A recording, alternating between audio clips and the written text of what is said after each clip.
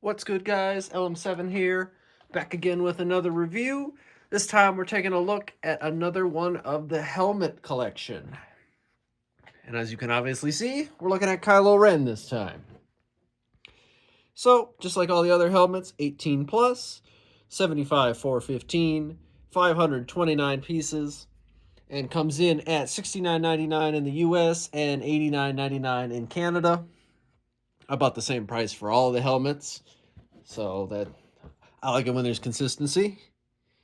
Then you can take a look at some of the pictures straight out of episode 7, 8, and 9 with his helmet.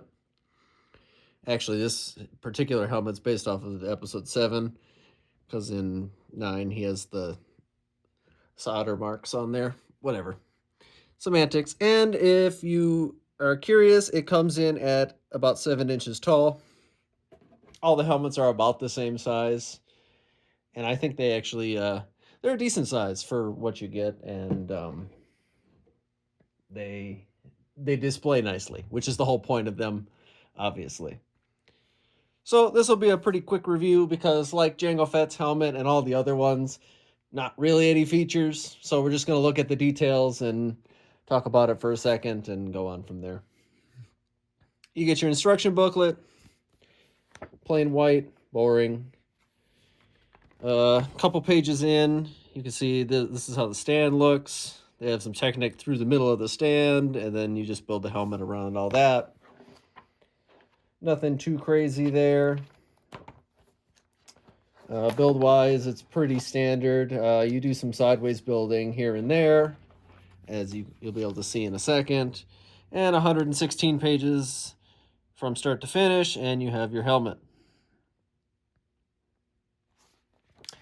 Now, I've seen some mocks, and I've heard some complaints that they would have liked it. People would have liked it if there was like the hood on there. I've seen some mocks that have done the hood, but I don't think that's necessarily or realistic. Honestly, it would have been nice, but like that's a lot of round shapes.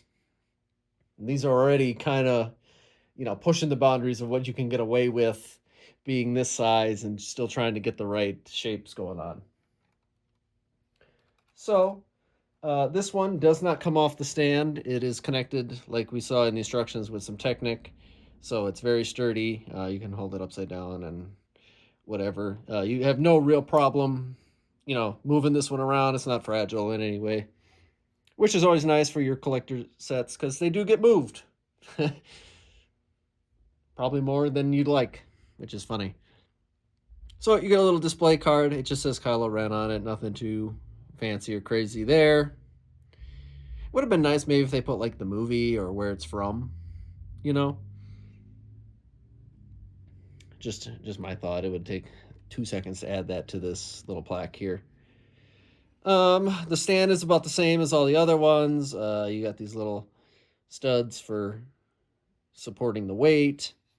Other than that, it's pretty hollow. You can see the underside of the helmet. Not too much. Obviously, that's where a head would go, so you're not really looking at it from this angle. And then we just have a little bit of the detail going on. This little ridge is extended, which is a nice touch. Some good shapes in there. Honestly, the back and sides of this one aren't really anything crazy. They're kind of just your classic around a cube build that we've been seeing, since like BB-8 and R2-D2, the first time they come around, not the newer ones. But the real, I guess, aesthetic of Kylo Ren's helmet is the front. His visor, very intimidating. I like the silver that we have going on there. Matches up pretty nicely. I don't think they were stickers. I don't recall, but I'm pretty sure these were all printed pieces.